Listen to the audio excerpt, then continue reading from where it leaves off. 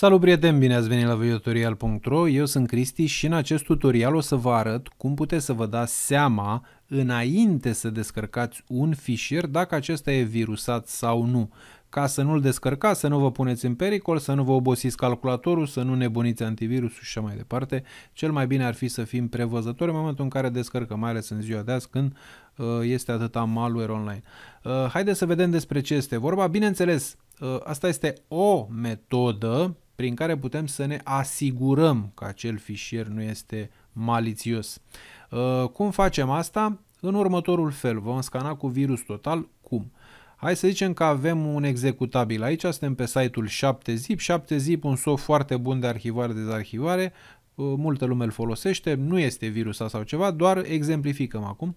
Să zicem că vreau să descarc ăsta pe 64 de biți, click dreapta, copiază linkul. Dacă stați pe link, o să observați că aici jos scrie exe, executabilul, da? Deci așa trebuie să luați linkul. Nu luați linkuri de pe Google, nu luați linkul, nu scanați site-urile întregime, trebuie să scanați exact fișierul pe care vreți să-l descărcați. Click dreapta, copiază linkul, mergem pe site-ul virus total, mergem, aici avem file URL și search, mergem pe URL, lipim aici, vedeți că este exe, da? Deci este direct, se scanează direct fișierul executabil.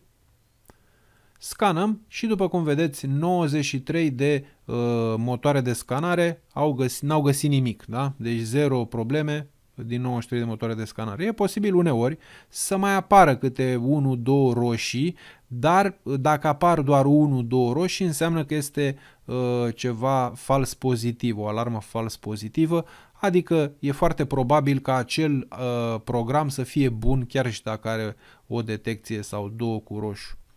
Acum, mai departe, în momentul în care vreți să descărcați fișiere, să zicem că vreți să descărcați un PDF, declarația unică, să zicem, nu mergeți și luați linkul de aici, da? Sau să intrați aici unde este PDF, click dreapta și luați linkul, pentru că nu este linkul, este rezultatul de căutare, dar nu este direct spre acel fișier. Dacă dați Google, va rescrie linkul, mă rog, sunt multe detalii și atunci vă va trimite spre fișier. Dacă scanăm noi direct de aici, nu merge de cele mai multe ori, uneori poate să meargă.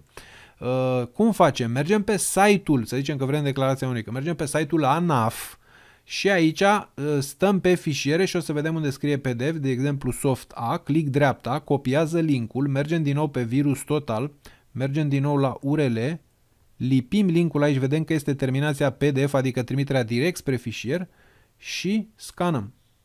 După cum vedeți, iarăși 0 alarme din 93 de motoare de scanare antivirus. Cam așa se face, așa face și cu Word-uri, așa face și cu poze, așa face și cu video și cu alte chestii care ar putea fi dubioase, suspecte, dar în general cele mai suspecte sunt executabile și fișierele astea PDF, Word și mai știu eu ce.